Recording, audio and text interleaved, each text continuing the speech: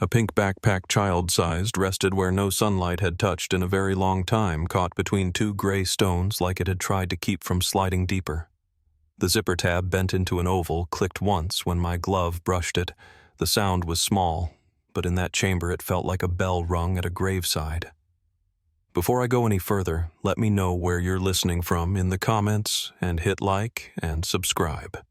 If you believe some names should never fade. When I left the Park Service, I thought I'd spend my mornings with coffee and a view of the San Francisco peaks, not paperwork and phone calls about lives interrupted. Back then, spring in Flagstaff came on like a rumor days hitting 60 degrees by noon, nights dropping back into the 30s, the smell of wet pine rising after snowmelt ran in narrow stripes along the curb. I kept a little house on the west side, a mile off Route 66, where you could hear the freight horns at odd hours and measure the day by what the town sounded like school buses before 8 roofers' nail guns at 10, the quiet between lunch and afternoon wind. I knew the rangers at the South Rim by first name and the county dispatchers by voice, and on days when nothing went wrong, I'd take a slow drive out toward Kendrick Park just to watch elk step across the meadows like they had all the time in the world.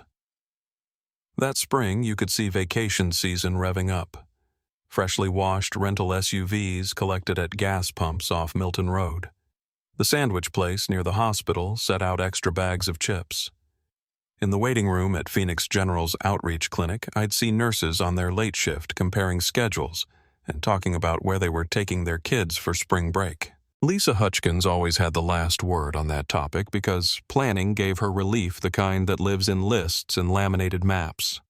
She wore her hair in a quick knot badge clipped to a blue cardigan, and she moved like someone trained to count seconds. When you work around emergencies, you learn to keep your voice level. Lisa had that down. She also had 3 children who tilled up joy like it grew easy. Tyler, tall and bony, with a camera strap diagonally across his chest. Connor, with a scuffed baseball glove he broke in by pounding a ball into the pocket.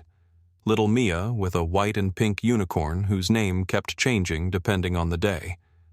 I'd met them the previous fall at a Saturday safety fair in the high school gym, our folding tables lined with topo maps, first aid kits, and water loss charts that always made parents widen their eyes.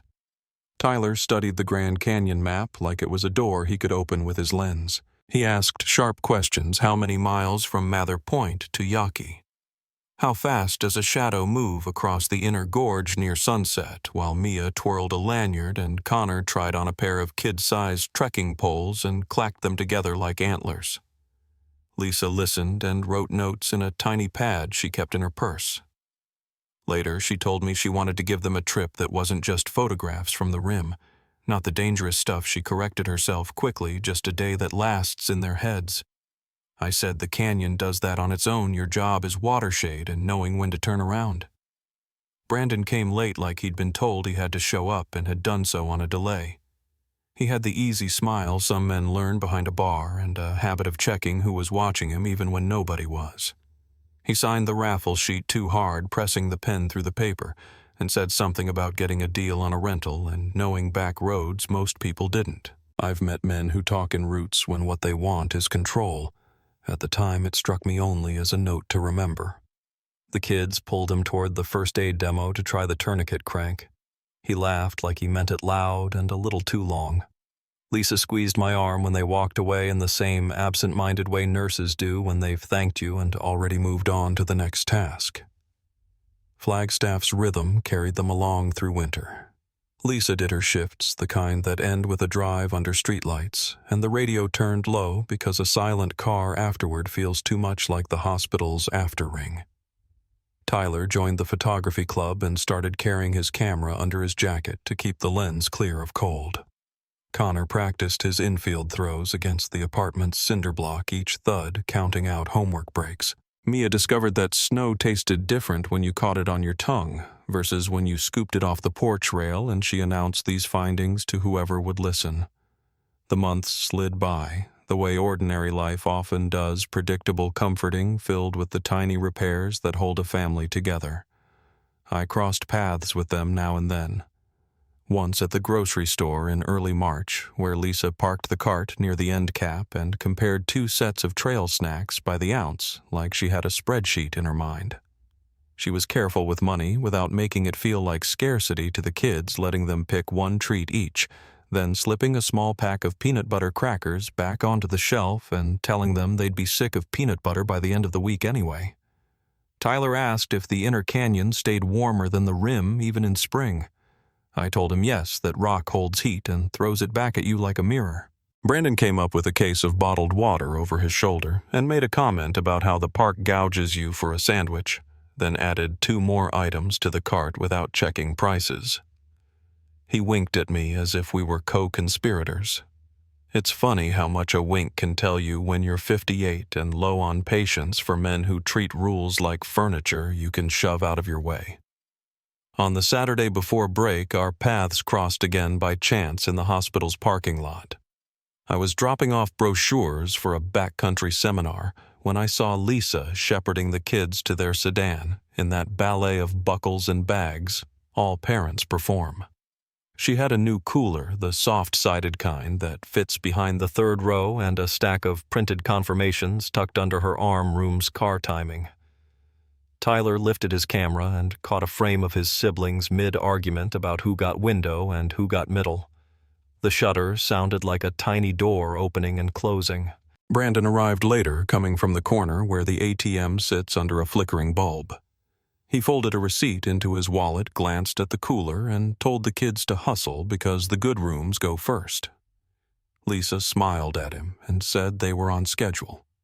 He shrugged and palmed the keys like a magician about to make something vanish. A gust of wind lifted a napkin from the top of the cooler and set it skittering under a nearby car. Connor chased it laughing. The sound drifted up and across the lot and off toward the pines. Flagstaff measures trust in small gestures. People wave from porches with coffee mugs in their hands. Neighbors swing a bag of groceries to a 3rd-floor door when someone's got a sleeping baby. Coaches hand out orange slices at practice because that's what their coaches did. The Hutchkins family fit right into those patterns, the porch light left on for a teenager walking back from a movie. The lobby door propped with a shoe when someone carried too many bags. The low hallway conversations that die out when a child is asleep. When you've spent years around emergency radios and the tight seconds after copy, you learn to admire those minutes of ordinary safety. They add up to a life. There were hairline cracks if you knew where to look, and I'd be lying if I said I saw them clearly then. A cashier mentioned once in a whisper that wasn't unkind that Lisa always used the same credit card, and sometimes split payments with exact amounts in cash. A neighbor made a joke about noise control after a ball game that didn't sound like a joke. In the clinic hallway, I overheard Lisa ask a colleague about the best time to file forms when you didn't want a certain person to open the mail first. The colleague said mornings seemed safest. Tyler's coach said he'd be late to practice a couple of times and then arrived early with a camera and an apology that wasn't his to make. None of those things is a siren by itself. Together they form a shadow you don't notice until it moves. I remember a late afternoon sun in March warming the stucco wall outside my house to the point that it smelled like dust and brick. I washed my truck slow enough to feel my shoulders unknot and listened to a ball game drift out from a neighbor's garage. The announcer stretched his vowels the way desert radio men do, turning Flagstaff into 2 friendly steps. I thought about water caches and how many we'd be staging for the coming heat, and I thought about families on the road toward the canyon, the slow line of traffic bending around the ponderosas like a parade. Somewhere on that road, I figured Lisa was fielding questions from the back seat about mule rides and whether the park store sold the kind of candy that turns your tongue blue. Tyler would be framing mountains through glass. Connor would be tapping the window with his glove tucked under his arm. Mia would be inventing songs to make the miles move faster. Brandon would be driving fingers drumming the wheel. The night before they left, the wind came up and rattled the porch signs along my block. A storm skated south of us, just enough cloud to drag a fringe of cold over the rooftops, just enough static to lift the hair on your forearm. I sorted gear in the garage old habit and laid out a clean topo map like a tablecloth. A neighbor kid knocked to say his mom needed jumper cables, and I handed mine over with the usual bring 'em back by Friday speech. When I stepped to the curb, I could see the apartments on the far side of the lot with their kitchen lights on, a dozen little squares of family life, frying pans, a dog circling its bed, a first grader coloring on the floor. Down the way outside the second building, a couple stood too close to the edge of an argument, speaking low. A child's voice cut through, and the couple separated like a tide going out. The morning found the town in good spirits, sky high and pale sun warm on the windshield by 9. I stopped at the coffee place off Lone Tree Road, where the counter girl wrote Dan on the side of a paper cup like she'd been writing my name since high school. Near the door, a family argued cheerfully about whether they had packed enough batteries. The kids clacked trekking poles on the mat. The mother counted 3 water bottles out loud. The father patted his pockets for a room key that sat on the table beside him. I thought of Lisa and her laminated map, the cooler behind the third row, the clipboard with confirmations, the way she checked things without making it a performance. I had a meeting out by the county yard, and the day slid forward 1 hour at a time, the way good days do. No alarms, nothing on the scanner that made your stomach knot. Late that same evening after dinner, dishes and a walk around the block, I stepped onto my porch and clicked on the light. I always leave for a few minutes before bed. The air had cooled to the low 40s, crisp enough to make your breath show if you spoke. Somewhere up, Milton sirens rose and fell garden variety. Friday night, I thought, and then quiet came back. The kind you can feel settle into the bark of the pines. Across the lot, a porch light 2 buildings over was shining brighter than usual, the kind you put in when you want to see a license plate. It stayed on steady. A set of headlights turned into the complex, washed the brick in a soft flood, and moved on toward spaces that weren't mine. I waited a minute longer than I needed to on my own steps, listening for the ordinary sounds. I relied on the clink of keys in a bowl, the muffled slam of a car door, the hush of a hallway elevator stopping and starting. The light 2 buildings over didn't switch off. I went inside and set my keys on the table, then paused with my hand still on them, as if it mattered somehow to keep holding on. Outside, the wind raised a small voice through the ponderosas, and then quieted again.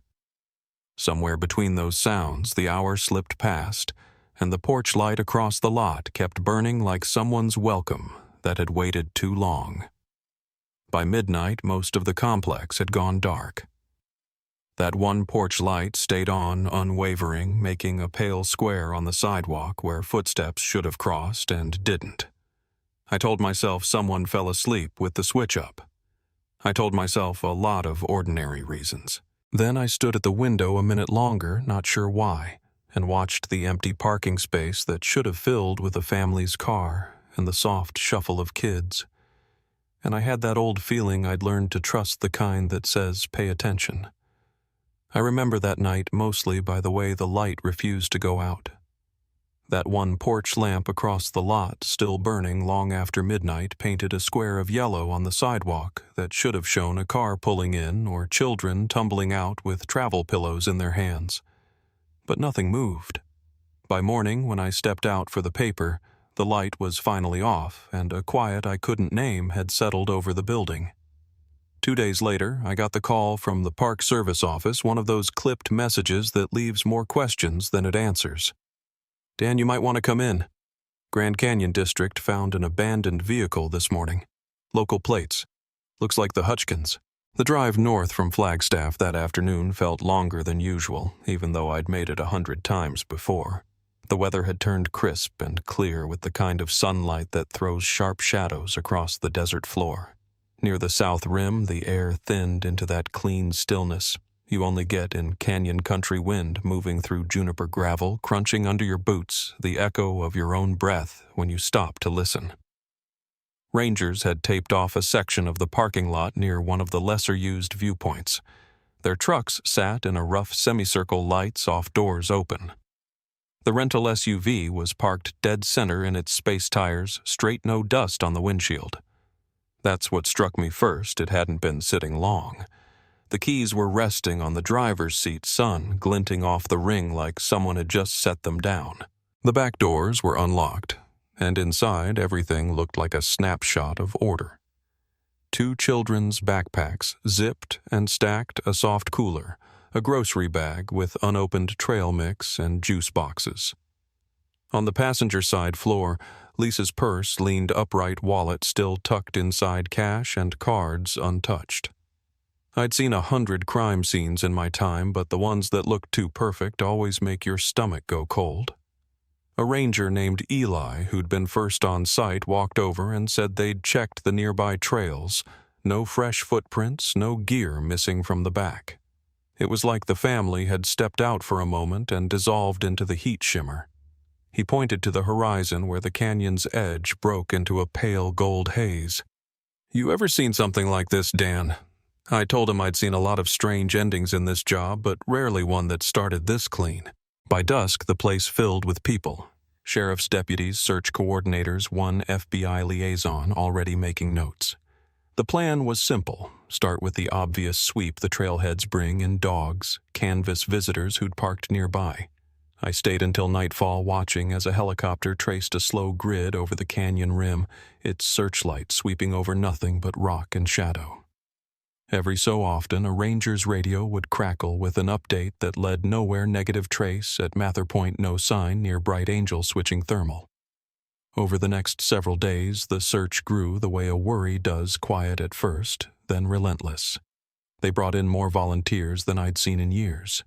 People from every walk of life hiking in pairs with radios and GPS tags clipped to their packs.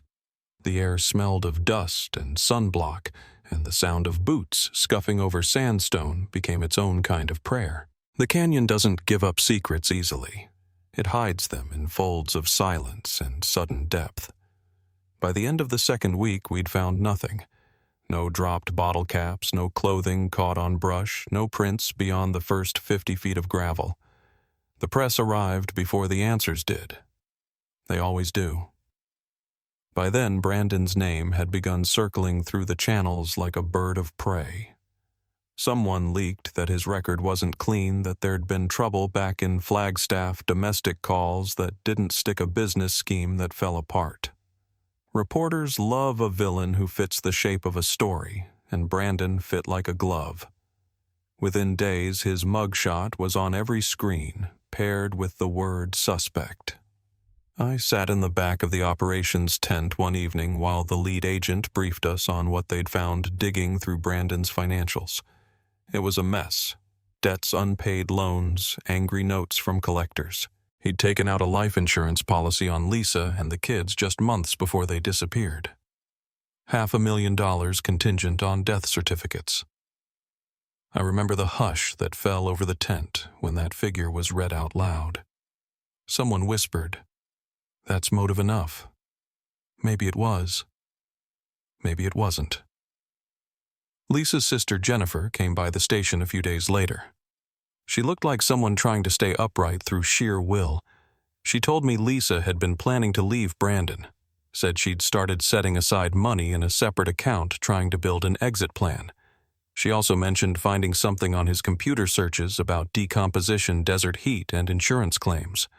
I asked if she'd shown that to the authorities. She nodded, said they'd taken the laptop. Then she looked at me, eyes red, and asked if I thought he'd hurt them. I didn't answer, because any answer I could have given would have been too small for the grief sitting across from me. The investigation stretched on through April. The canyon turned warmer, and the air thinned into that brittle quiet that comes before tourist season. Rumors multiplied faster than facts.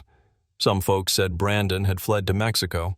Others claimed he'd been spotted in Reno or Denver. One man swore he'd seen him in a gas station outside Albuquerque buying canned food and bleach.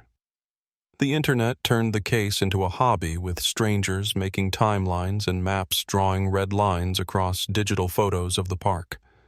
Every so often a tip would come in, and agents would chase it only to find another dead end.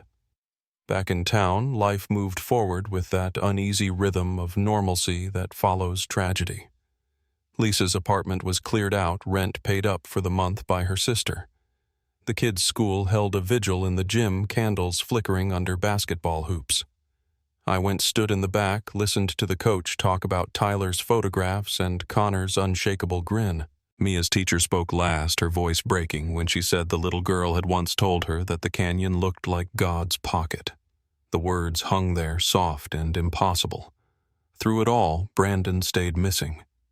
Every time the phone rang with a new sighting, hope flared and burned out again. I tried to tell myself he'd show up eventually. People like him always do, either by mistake or arrogance. But the weeks turned into months, and the desert stayed silent. By the time the FBI scaled back operations in late spring, the files on my desk had grown thick. We'd cataloged everything we could: vehicle forensics, fingerprints, bank withdrawals. The SUV told a strange story. No forced entry, no struggle, no sign of a hasty exit. Just a family that vanished between 1 mile marker and the next. I drove back out there once more before they closed the case to active search. The lot was empty except for the faded outline of where the SUV had sat. The silence had a weight to it, like a pause that refused to end. I stood there until the sun began to drop, painting the canyon walls in gold and rust. It was the kind of light that makes you forget how cold the night will get. When I finally turned to leave, a gust of wind lifted sand across the asphalt, erasing the last trace of tire marks. Back in Flagstaff, the news turned to other stories. Brandon became a ghost name on the ticker, mentioned then forgotten. But Jennifer didn't stop calling. She wanted updates, any scrap of news. Sometimes she just needed someone to listen. She told me about dreams she'd been having, Lisa calling from a payphone, the line full of static saying, "We're not far." I didn't know how to comfort her except by listening. Then in early 2017, I got another call. Different tone this time, urgent, breathless. "Dan, you need to see this." They found something. A research team mapping water sources west of the canyon had come across a sealed chamber deep underground. Human remains. 3 sets. I drove out before sunrise, that long, familiar road rolling through desert scrub. By the time I reached the site, the scientists were already outside the cave, their faces pale under the hard light. The lead Dr. Rebecca Nash met me near the entrance. She said they'd found personal items, children's things, a camera, a backpack. "We think it's them," she said quietly. Her hands trembled just enough to make the dust shimmer between her fingers. The cave itself was narrow, then dropped into a cavern about 60 feet below ground. It took specialized gear to reach the bottom. I waited while the FBI's forensics team went down lights cutting through the darkness. When they came back up, they carried silence with them. One of the techs sat down on the ground, helmet still on, and said only, "It's bad down there." Later in the evidence tent, I saw the photographs. Bones scattered across the rock floor, clothing fragments still clinging to them, the kind of colors that fade differently in darkness. A pink backpack. A child's stuffed unicorn, flattened and gray with dust. Lisa's necklace. Tyler's camera. It was the first time in 5 years the world had a solid answer, though not the kind anyone wanted. DNA confirmed it within days: Lisa, Tyler, and Connor. No trace of Brandon. The story exploded again, headlines shouting closure where none existed. But those of us close to it knew this wasn't the end. Something about the site felt too deliberate. The cave was nearly impossible to find, requiring ropes, maps, and nerve. And there were no signs of dragging, no evidence they'd been dumped after death. The bones suggested they'd died there together. How and why were still open wounds. Public fury reignited. Commentators called for the maximum penalty once Brandon was caught. Lisa's sister gave interviews through tears, saying she just wanted to know why he'd done it. The FBI reopened the file, this time calling it a triple homicide. For me, the case had stopped being lines on paper years ago. It was faces, voices, tiny details that stuck a camera strap, a laugh the way Lisa's pen moved when she made her lists. And now seeing those things in evidence bags, it felt like closing a circle that should never have been drawn. When we laid them to rest that April, the service was bright and windless. The crowd filled the churchyard and spilled onto the sidewalk. Tyler's basketball jersey was draped over the front pew. Connor's glove sat beside the flowers. People said words meant to comfort, but the only sound that felt true was the hush when the coffins went into the earth. Even then, something didn't sit right. The details didn't add up, the cave too remote, the positioning of the remains too careful. I stood there afterward, listening to Jennifer speak to the reporters, and caught myself looking at the horizon like maybe somehow the missing piece was out there watching. In my line of work, you learn to read silence. And in that silence, I could feel a shift, like a story just starting to move again after years of stillness. I didn't know it then, but the truth waiting ahead would make every theory we'd believed crumble into dust. The morning after the funeral, I drove out toward the site again, a place that had already begun to feel heavier than it should. It's strange how grief can cling to geography. The desert itself hadn't changed, but every ridge and juniper now carried a kind of quiet weight. Investigators were still working inside the cave, cataloging evidence piece by piece, and even from the surface you could feel that something terrible had settled in down there. They'd put up a line of yellow tape that fluttered weakly in the wind, the kind of sound that barely breaks the silence but gets under your skin all the same. I met Dr. Michael Chen that morning, the Bureau's lead forensic examiner, an exacting man who handled bones as though he were handling glass. His voice was steady, but low, the kind used by people who've seen too many kinds of death. He told me they were still logging remains and that the pattern of fractures was unusual. It's not a fall, he said, his eyes fixed on the cave mouth.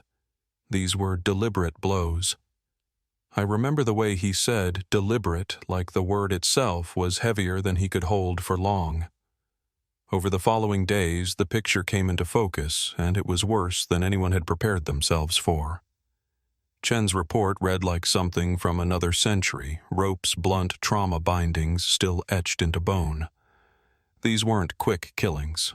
There were signs of restraint, signs of struggle. Lisa's wrists bore the marks of something twisted tight, her skull showing multiple impacts from a hard object.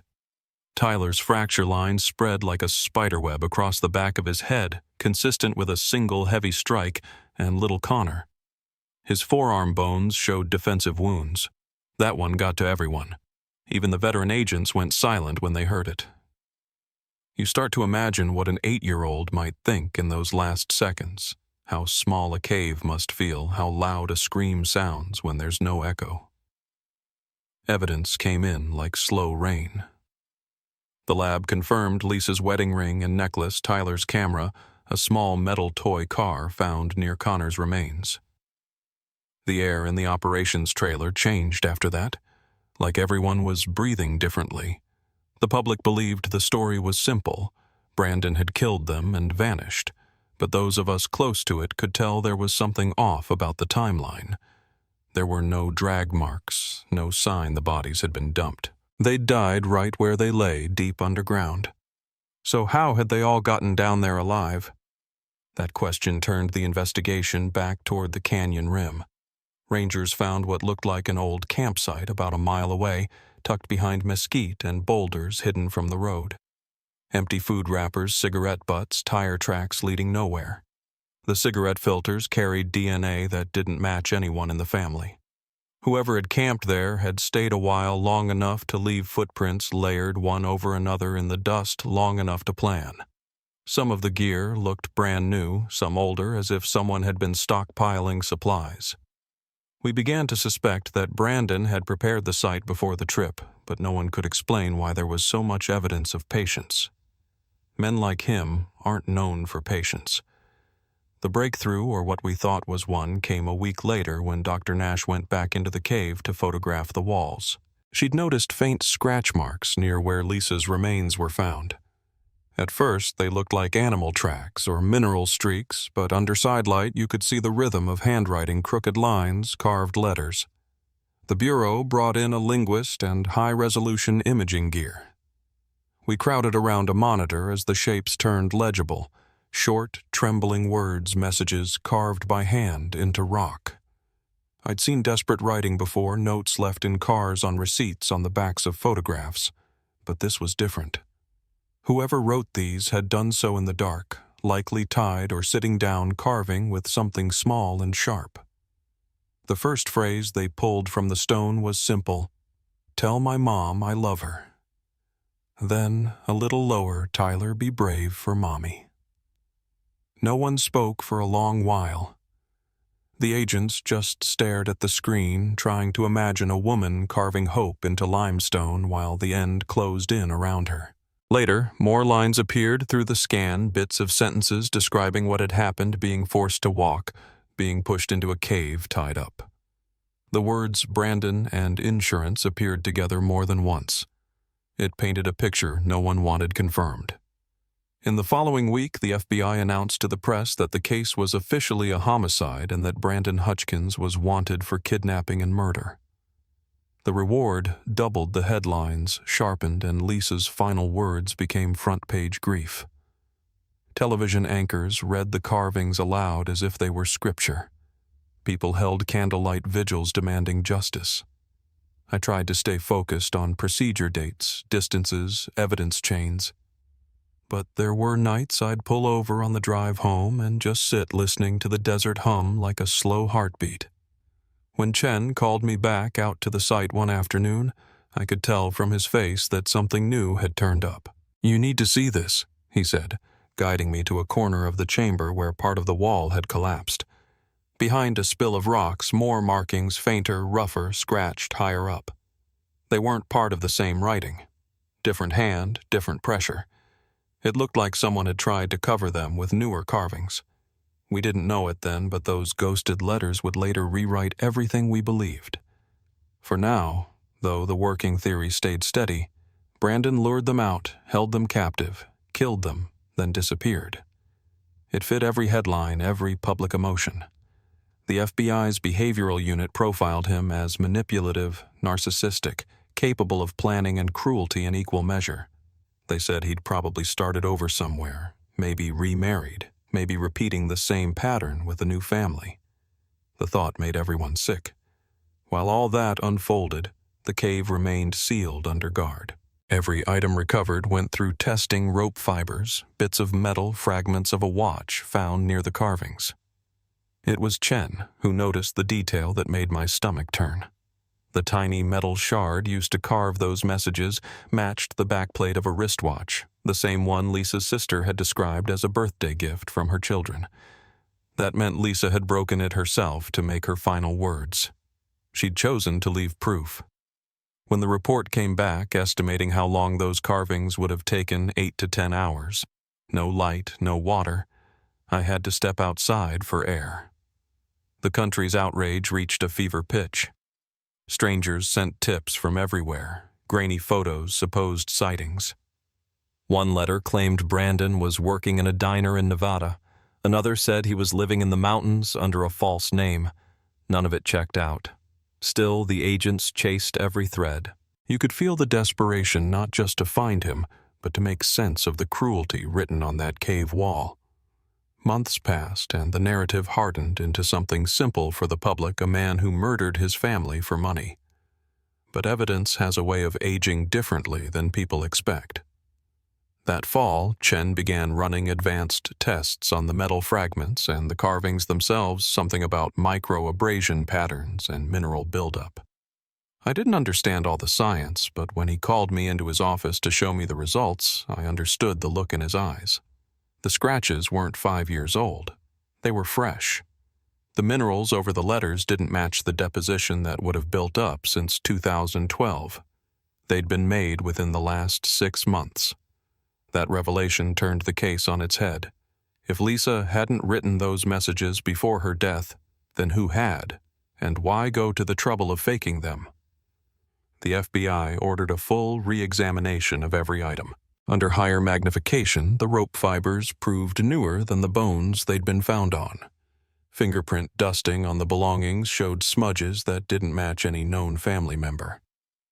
The realization hit like a second tragedy. Someone had staged the scene. By then, speculation was wildfire. Some believed Brandon had returned to doctor the evidence to build a story that would mislead investigators. Others whispered about a second person, someone connected to him, maybe an accomplice. None of us wanted to say it out loud, but the truth was growing darker, more deliberate. I remember Dr. Nash sitting outside the command tent one night, her flashlight off, staring into the dark. "We've been chasing the wrong truth," she said quietly. "It's like someone wrote us a script." The Bureau sealed the cave again and sent a new team to re-scan every inch. Beneath the false carvings hidden under the top layer, they found those faint, original scratches Chen had shown me earlier. The words were fragmented, but one name appeared, a name that wasn't Brandon's. That detail never went public, but we all saw it in the internal memo. It wasn't a name anyone recognized. In November of that year, when the desert air had turned brittle with cold, I got another call. It was short, the way all the big ones are. "You need to get to Las Vegas. He's here." Brandon had walked into a police station on his own. 5 years on the run, gray-haired, hollow-eyed, and claiming he hadn't killed anyone. He told the officers he'd seen the news about the cave and the carvings and realized the real killer was still out there. When the Bureau took custody, he gave them details that hadn't been released, how the cave curved at the second bend where his son's backpack had been lying, a metal tag that had hung near the entrance. Things only someone present at the scene would know. He said a man had approached the family at the canyon, posing as a park ranger offering a private tour. He said he'd been separated from Lisa and the kids during that hike and found them later already dead. He admitted he'd run because he knew no one would believe him. It sounded absurd at first, the kind of story a guilty man invents. But when they checked his description of the supposed ranger uniform details, a specific patch design, it matched something else entirely. There had been reports years earlier of an impersonator operating around the park. The agents weren't sure what to do with him. Part of me wanted to believe it was a lie. Part of me knew this case had stopped being straightforward a long time ago. I saw him once through a glass window in the Federal Building. Older, thinner eyes darting like a man watching for something we couldn't see. 3 days later, he was gone. They said he'd vanished from a secure room. No forced entry, no trace on the cameras past the hallway. All they found was a piece of paper left on the table. 7 words written in a steady hand. He's still watching us all. Trust nobody. Beneath it, smaller, almost a whisper on the page. The cave was just the beginning. That night, I sat in my car outside headquarters long after everyone else had gone home. The parking lot lights threw long, empty shadows. In the distance, a train horn carried over the cold. I thought about Lisa's watch, the carvings, the fake campsite, the man who'd just vanished again. And for the first time in years, I felt something I couldn't name, only recognized the sense that whatever had started in that cave wasn't finished yet. They sealed off the hallway where Brandon had last been seen. Federal officers lined it shoulder to shoulder like men guarding a hole in the world. The cameras in that corridor showed him walking under escort toward an interview room, a paper cup of water in his hand, his head down. The footage stopped at the doorway. No exit feed, no malfunction alert. Nothing but static for 8 seconds and then an empty room. I watched that tape twice before I realized what unsettled me most. It wasn't what it showed, but what it didn't. No confusion. No sound of a struggle. No shadow moving across the frame. Just quiet, as if he'd stepped out of time. When they found the note, I was already on my way back from the desert. The agent who called sounded rattled. He said there were only a few words, all written in that neat, deliberate script we'd seen on his old job applications. He's still watching us all. Trust nobody. Beneath it, a smaller line that read, "The cave was just the beginning." For a long while, no one said those words out loud. The director called it a possible suicide note without a body. though there was no sign he'd ever left the building. I drove down to Las Vegas the next day. The FBI field office sat on the edge of town, all glass and concrete, the kind of place built to keep things out and in. The sun off the facade was blinding. I met with a man named Hawthorne, one of the internal investigators who'd been awake for 30 hours, and looked it. His hands shook just enough to make his coffee ripple. He told me they'd searched every vent, every access tunnel, every vehicle that left the property. They found nothing. It's like he vanished twice, he said. Then he asked if I believed in coincidences. I told him not when it comes to people who plan this well. They kept the note locked away for a week before sending it to the lab. The handwriting was confirmed. Brandon's, no question. The ink was still fresh when they found it, meaning he'd written it moments before disappearing. The paper itself was standard issue from the office supply cabinet, but under ultraviolet light, faint impressions of another message appeared on the surface below it. Someone had written something on the page above that one before tearing it away. The partial words read, "Watching," and "Ridge." We couldn't place the meaning, but the timing gnawed at everyone. The cave was just the beginning. By then, the media had gone wild. The headlines ran side by side. Murder suspect escapes, FBI Grand Canyon monster still at large. The story had turned from grief into spectacle, and I couldn't stomach it. Lisa's sister Jennifer called me the night the news broke. Her voice was so thin it barely carried. "Do you think he's alive?" she asked. I told her the truth. I didn't know. What I didn't tell her was that part of me hoped he was, because if he wasn't, that meant something worse had taken his place. For months, the case stalled under its own weight. No new evidence, no credible sightings. The Bureau kept the cave sealed and off-limits, though rumors spread that something else had been found inside. I went back to my regular consulting work, but the Hutchkins case stayed like a splinter under the skin. Every now and then, I'd drive out past the edge of the park just to see the land again. The wind out there has a different sound, almost like a low whistle in the rocks. It reminds you that the desert doesn't forget. Then, late one night in early spring, I got a call from Dr. Michael Chen. His voice was hoarse, as if he'd been awake for days. He said they'd reopened the evidence boxes from the cave for a secondary review. The carbon dating on several items, the rope fibers, the carvings had raised new flags. "We think someone tampered with the scene after the discovery," he said. Months after. I drove to the Phoenix Field Lab that night. The air inside smelled like latex and coffee gone stale. Chen showed me the comparative images, minute changes in the mineral crust along the carvings, newer scratches overlaying older ones. Whoever did it had added details, rewritten pieces of Lisa's final words, and buried beneath the faked inscriptions were fragments of the original carvings, the ones we'd never fully translated. The team managed to reconstruct two partial phrases. The first read, "He's not who he says," and the second carved lower on the wall, "He followed us from the ridge." That word again, ridge. The same one faintly pressed into the sheet of Brandon's note. Chen looked at me across the table, the hum of fluorescent lights filling the space between us. "This isn't his work," he said quietly. This was someone else's story, grafted onto theirs. Over the next week, the lab confirmed what none of us wanted to hear. The newer carvings, the ones blaming Brandon, had been made within months of the cave's discovery. The rope fibers tied to the bones weren't ancient at all. Someone with access to the site after the FBI closed it had gone back in. They'd brought tools, light time, and a clear goal to reshape the narrative. It was a frame job executed years after the original crime. The question that hung in the air was why? Why resurrect a case the public had already settled, and why point the finger again at a man who was already the villain? Chen believed the answer lay in the cave itself. "People don't fake a scene like that unless they're hiding something bigger," he said.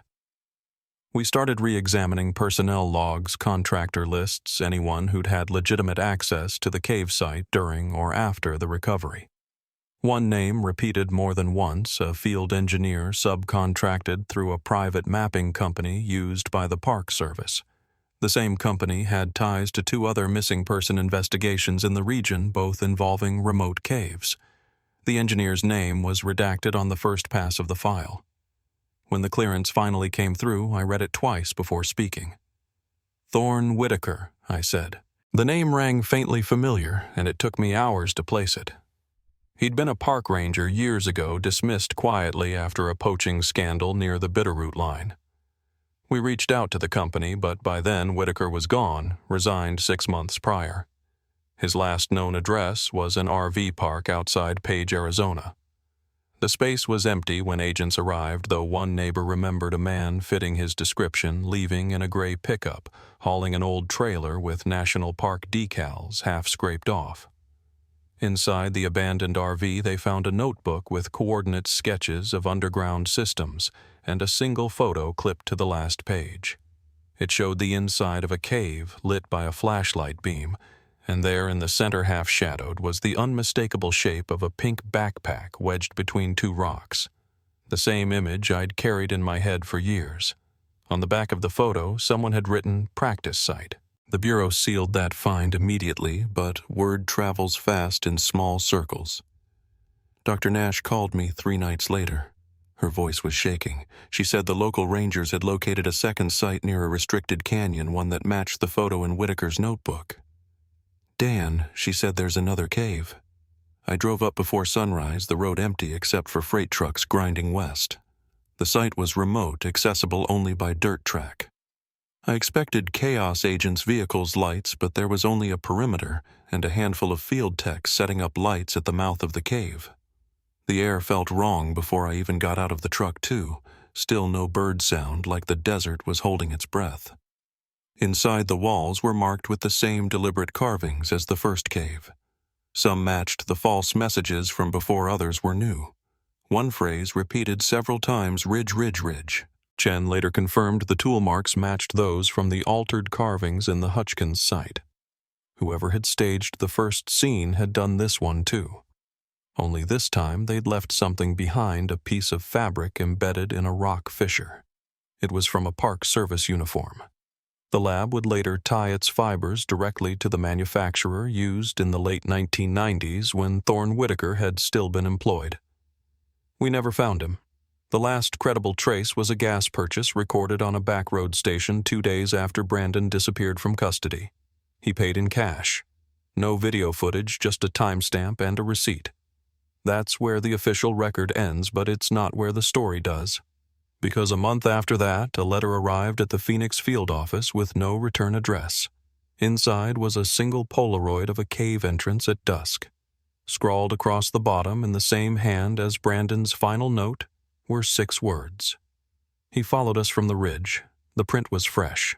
When I saw it, I felt the same chill I had that first night staring into the empty desert parking lot waiting for headlights that never came.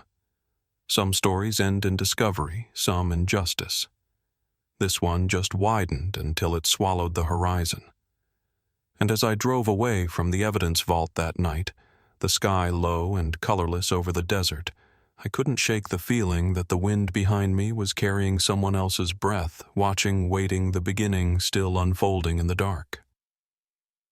The letter was the last piece that ever came through official channels.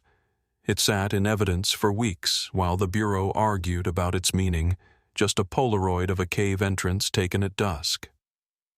Those 6 words scrawled across the bottom. He followed us from the ridge. I remember holding it under the light, the paper slightly bent, still carrying the faint smell of dust. There was no return address, no fingerprints, nothing to tell us who sent it. Some believed it was a taunt from whoever had staged both sites. Others thought Brandon had somehow survived and was trying to warn us. For me, it just felt like the story circling back on itself, like a voice repeating through stone. The investigation never recovered from that last note. Too many false leads, too many contradictions.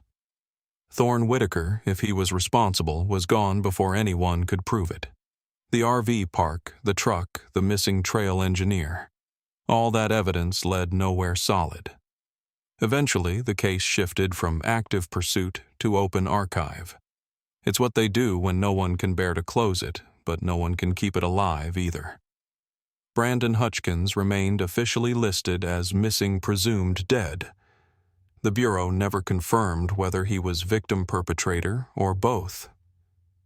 I stopped asking when I realized the truth had started to feel more like a moving target than a destination. Over the next few years, the noise faded. The reporters moved on to newer mysteries, fresher horrors. The desert stayed quiet, its canyons filling with wind again instead of speculation. Lisa's family held a second memorial, this one small and private, just a handful of relatives and friends. They buried her wedding ring beside the others, a gesture more symbolic than anything but necessary. Jennifer said it helped her sleep again. I didn't tell her about the Polaroid until much later. Some things aren't comfort, they're just weight. Dr. Nash left the field not long after. She told me she couldn't crawl into another cave, knowing what she'd seen in that one. She teaches now geology still, but her focus has shifted to groundwater studies land that breathes above the surface, not below. She once said she still dreams of that pink backpack, the way the light from her headlamp hit it like a child's toy in an underwater world. It's funny how details like that outlive whole investigations. Dr. Chen stayed on another few years. I think he was trying to make sense of the science as if the right analysis could turn chaos back into order. He sent me one last email before he retired, short and careful. It wasn't just one hand carving. The patterns show at least two. I read that line 3 times and shut my computer. I never replied. There's only so much you can stare into the dark before it starts to see you back. As for me, I kept consulting, though slower now, more selective. Cases like that carve something out of you. I moved back closer to Flagstaff, a smaller house this time, near the edge of the pines where you can smell the sap when it rains. The desert feels different once you've spent years chasing ghosts through it.